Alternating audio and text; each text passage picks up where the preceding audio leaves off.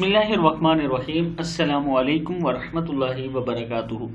आज मैं अपने दोस्तों को बच्चों की लंबी ज़िंदगी की दुआ बताऊंगा जो कि रसूल अल्लाह सल्लल्लाहु अलैहि वसल्लम ने बताई। उससे पहले मैं अपने तमाम दोस्तों से गुजारिश करूंगा कि अगर अभी तक आपने चैनल को सब्सक्राइब नहीं किया तो ज़रूर कर लें ताकि डेली आप दोस्तों तक ऐसी अच्छी वीडियो पहुँच सके।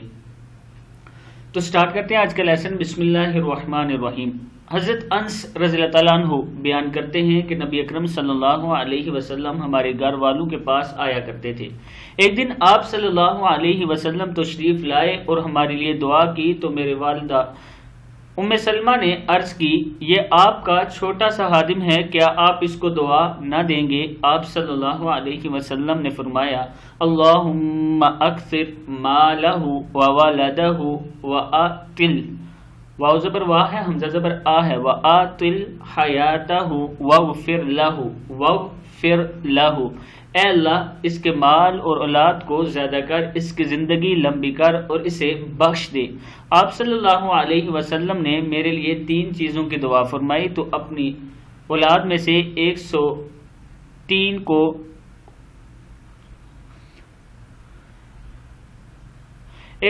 को तो मैं दफन कर चुका हूँ और मेरे फल 1 साल में दोबारा आया करता है और मेरी उम्र लंबी होगी हत्ता कि मैं लोगों से शर्माने लगा हूँ और मैं बख्शिश की उम्मीद रखता हूँ।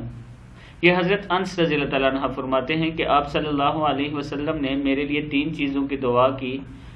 103 को तो मैं दफना चुका हूँ, मतलब 103 बच्चों को ये सहाबी दफना चुके थे, इसलिए कि रसूल अल्लाह सल्लल्लाहु अलैहि वसल्लम ने इन्हें औलाद ज़्यादा होने की दुआ दी थी और मेरे फल 1 साल में दोबारा आया करते थे, मतलब 1 साल में 2 बार इनके दरख्तों के साथ फल लगा करता था और मेरी उम्र लंबी हो गई थी हत्ता कि मैं लोगों से शर्माने लगा और मैं बख्शिश की उम्मीद रखता था। ये किताब का हवाला मौजूद है, आप दोस्त देख सकते हैं।